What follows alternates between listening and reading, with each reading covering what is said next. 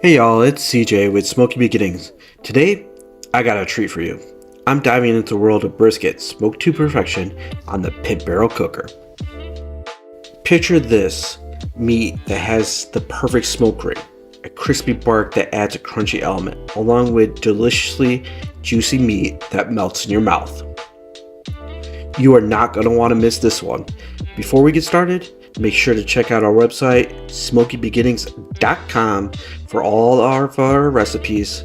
The link's in the description. And if you're new around here and like backyard barbecue cooking tutorials, make sure to like and subscribe. So if you're ready, then I'm ready. Let's go. Now I know what you're thinking. Brisket sounds amazing. Who's got the time to babysit a smoker for hours and hours on end? Well, fear not, because today I'm showing you a shortcut, and it's called the pit barrel cooker. Link in the description. First things first, let's talk about that brisket. We've got ourselves a beautiful beef brisket flat. Briskets usually have two parts, the flat and the point. When sold together, it is a whole packer brisket. However, grocery stores do sell them separately. In our case, the flat is what is currently on sale. It is a lean piece of meat, and this one is right around 6.5 pounds. It is already trimmed pretty well, but I will inspect it for any loose or hard fat that isn't going to render during the smoke. I will keep the trim fat that I remove, as I can use that to make beef tallow or add to my ground beef. After removing the excess fat, we will season the brisket. Now, traditional Texas style brisket is seasoned with salt, pepper, and garlic, also known as SPG. What is different about this seasoning rib is that it's salt free. I have someone in the family that is on a low salt diet due to health issues. Therefore, I didn't want to add too much salt to this brisket. This seasoning blend consists of brown sugar, paprika, chili powder for some added heat, garlic powder, onion powder, cumin, dry mustard, and allspice. Mix the seasoning blend thoroughly, then generously sprinkle the brisket flat on all sides. Depending on the size of the brisket, you may need to double the amount of seasoning. Once the brisket flat is seasoned, we will let it sit at room temperature for about 30 minutes. In the meantime, we will start our pit barrel cooker. This whole smoke should take somewhere between 2 to 4 hours, so fill the charcoal basket completely full. Then load a full charcoal chimney. While the charcoal chimney is starting to do its thing, we will wait until the coals ash over and we see that bluish smoke. Once we reach that point, we will pour our lit coals onto the unlit coals. We will allow the pit barrel cooker to come up to temperature, which is usually anywhere from 275 to 300 degrees Fahrenheit. And that is actually the secret to cooking a brisket really fast. Most people will smoke their brisket anywhere from 185 degrees to 225 degrees. Not us and the pit barrel cooker. We're going to be doing a hot and fast brisket right at 300 degrees. It's going to take about 15 minutes to get to that temperature, so while we are waiting, it is time to add the hooks to the brisket. That's right. We're going to be hanging the brisket flat on the hanging rods of the pit barrel cooker. And as a better safe than sorry measure, I'm going to add 2 hooks. The first hook will go through the thickest part of the meat. The second hook is inserted right below the first hook and will actually attach to the first hook. Now, into the pit barrel cooker it goes.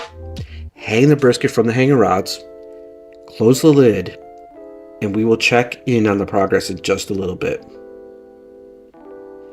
A little side note is I did insert my Meter Plus probe to help track the internal temperature. There's a link in the description for that too.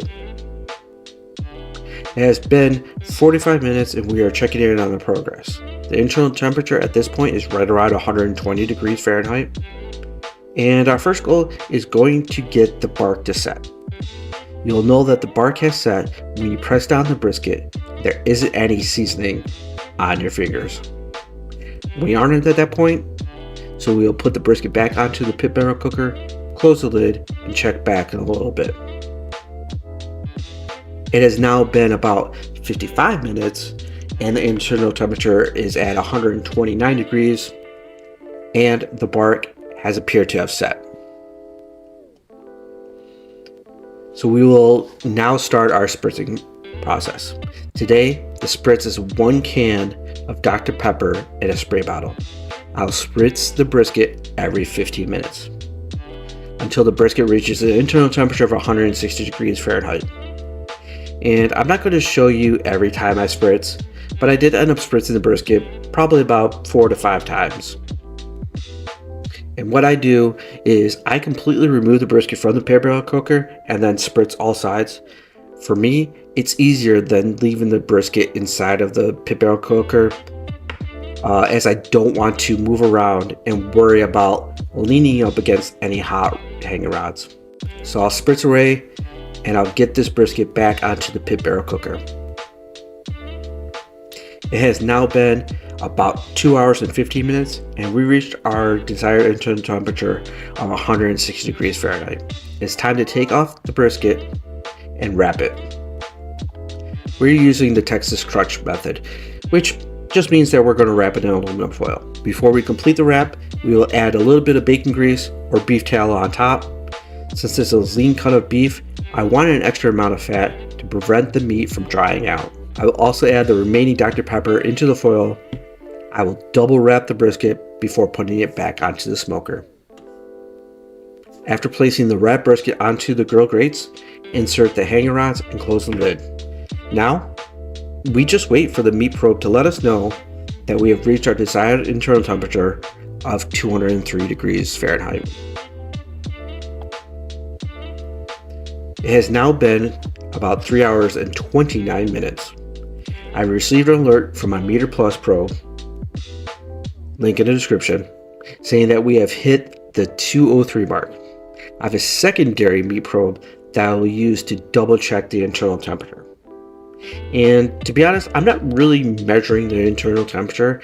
I'm more so poking the brisket in spots to see if my probe goes in and out of the meat smoothly. This will let me know when the brisket is ready, as the probe should go in and out of the brisket with ease, which it does. I will now remove the brisket from the smoker, wrap it in a towel, and place it in a cooler to rest for a minimum of 1 hour. I usually let it rest for about 2 hours unless I'm in a rush. Letting the brisket rest will allow the juices to redistribute through the meat. It's been about 2 hours. It is time to slice into the brisket. All you gotta do is remove the brisket from the cooler and the aluminum foil. You may want to wear some gloves, as the brisket should still be warm and there may be some steam that is released off of the brisket. What I'm doing here is a little bit of a jiggle test to see how tender the meat is. If the meat is stiff, that means it's pretty dry. If the meat jiggles, it should be juicy and tender. As with all types of meat, I'm going to cut this brisket against the grain. And flipping the brisket over so that the meat side is facing up and the fat side is facing down is a way that you're able to see the muscle fibers a little bit better, and you're more easily able to cut against the grain. You're going to want to thinly slice the brisket against the grain and enjoy. And there you have it, a brisket smoked on the pit barrel cooker.